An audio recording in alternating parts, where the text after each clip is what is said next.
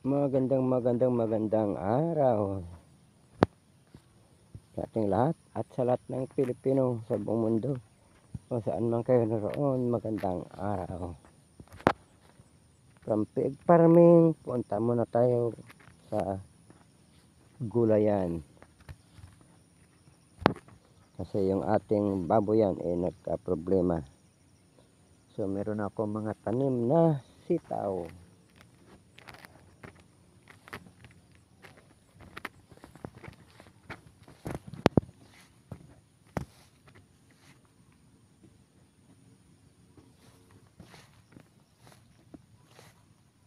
Ayan. So meron akong 11, yung sa Bisaya pa yun, 11 na tudling, or sa Ilonggo 11 na idas, or 11 or 11 lines, 50 meters yung layo, 11 lines. So madamo siya kasi hindi naman kailangan linisin ang taniman ng sitaw. Kasi pag linisin mo yung taniman ng sitaw, magkakaroon siya ng tinatawag na mga lalaki.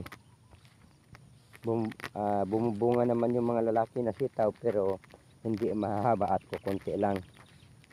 So kailangan siyang ganito lang, hindi malinis.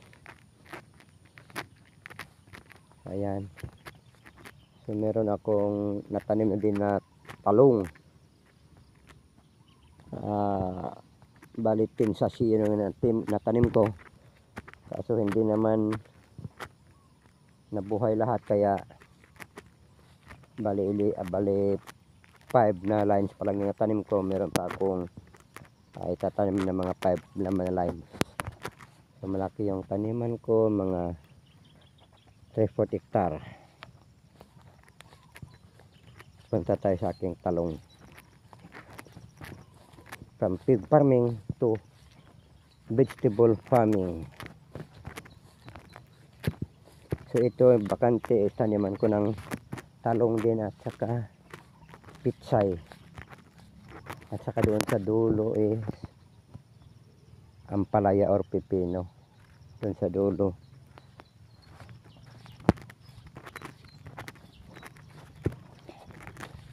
Kikita ba tayo sa talong sa paggugulay? Hindi ko masyadong kabisado. Hindi man ako nagtatanim ng gulay talaga.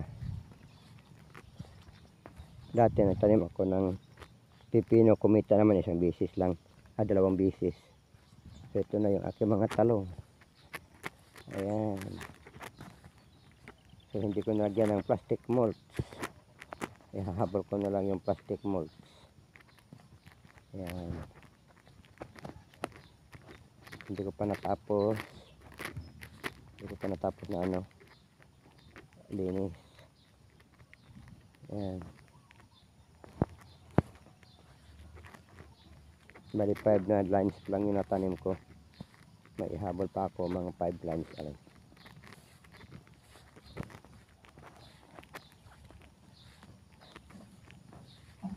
Ayan.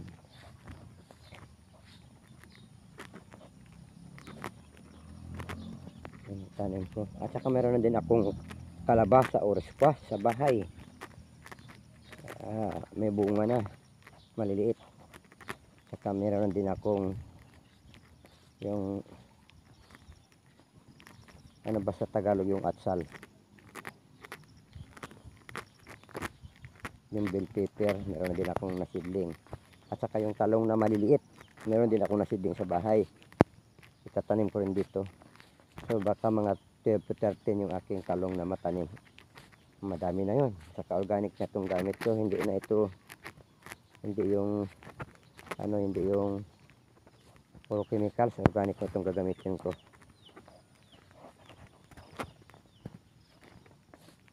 Kaya at yung mga talong.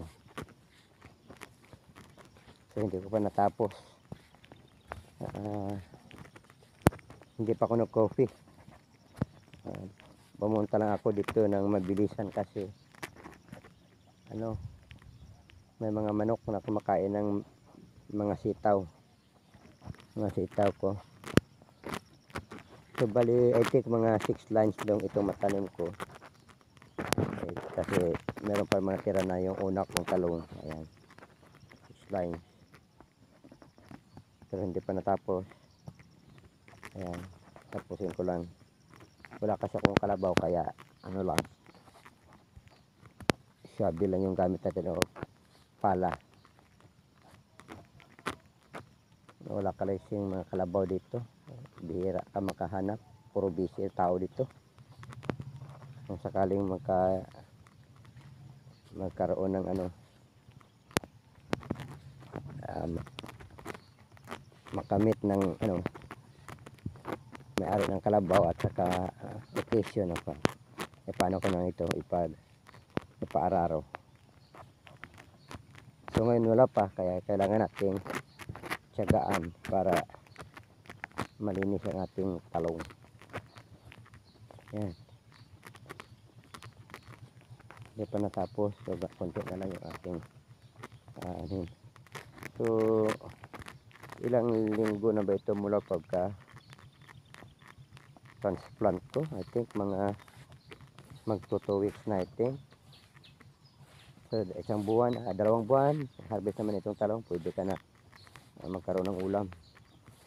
Hindi ko alam kung malaki kita ng talong o ng gulayan. I'm trying na maggulay kasi wala tayong baboy ngayon. Babalik tayo soon, God willing. Babalik tayo sa pagbababuyan. Dito rin ako magbaboy. Dito muna sa area na to kasi walang tao dito. Doon kasi sa Niyugan, sa farm namin, tamang tao pumupunta pag magpasaka ng niyog or mag-harvest ng niyog. So dito muna ako.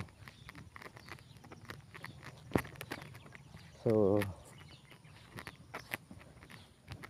kailangan nating aralin yung gulayan. Kailangan aralin kasi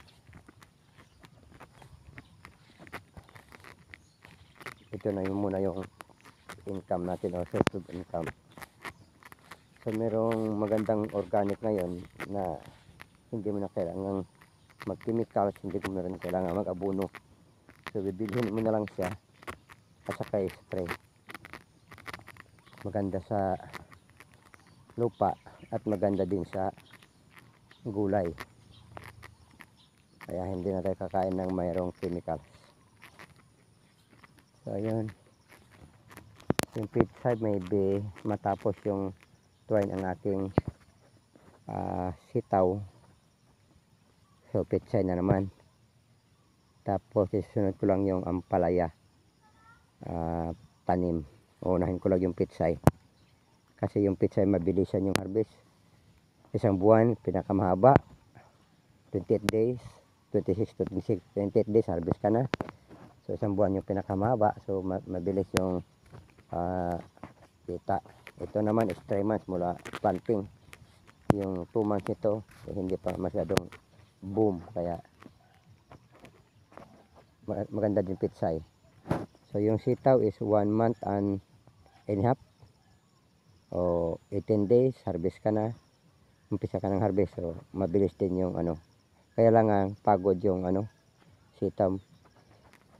Yung pag-harvest mo is kailangan mo gumising ng umaga para matapos yung harvest mo, kasi mainit na pag nasa alas 9 na, alas 8 yung sitaw mo, kaya maaga.